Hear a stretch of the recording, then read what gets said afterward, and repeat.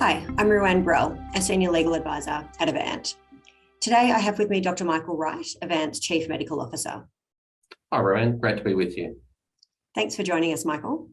Now, we know at Avant that Medicare and the rules and requirements associated with it can be really complex. In this series, we look at some of the top questions our members ask us about Medicare and what you need to know. In this episode, we're going to talk about bulk billing and what else you can or can't charge if you're bulk billing a patient.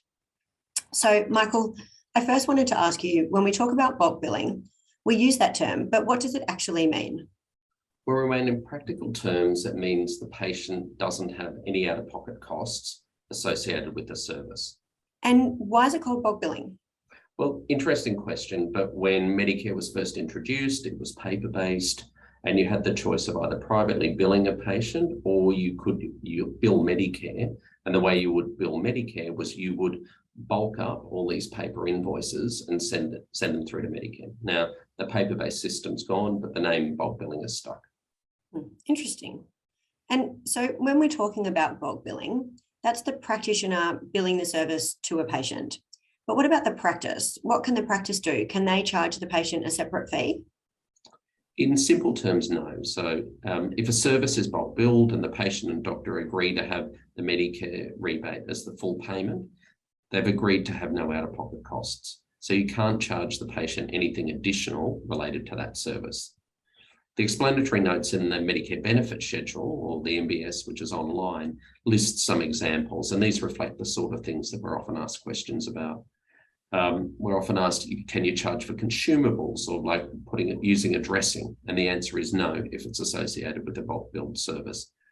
You can't charge a booking fee before each service or even an annual administration fee or a registration fee. These are all listed as no-goes in the MBS online guidance. So basically the summary is, if you said you're bulk billing a patient, you can't charge the patient for any additional component of that service, no matter what you call it.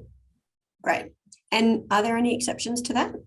There are a couple. So one of those is when there's an additional cost which can be billed where a practice supplies a vaccine from its own supply.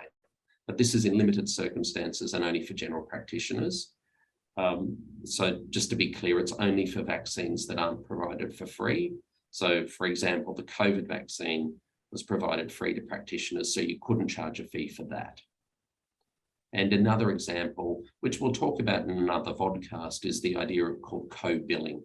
So that's where you bulk bill a patient for one service, and then you can privately bill them for another service, but there is some complexities in that. So it's worth watching that other video.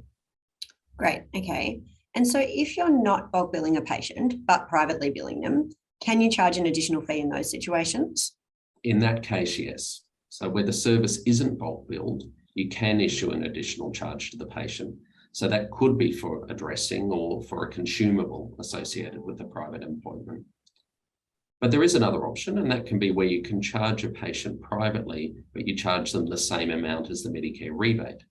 And in that case, the patient won't have any out-of-pocket cost, but they'll still have to pay for the service, but they're also not officially being bulk billed.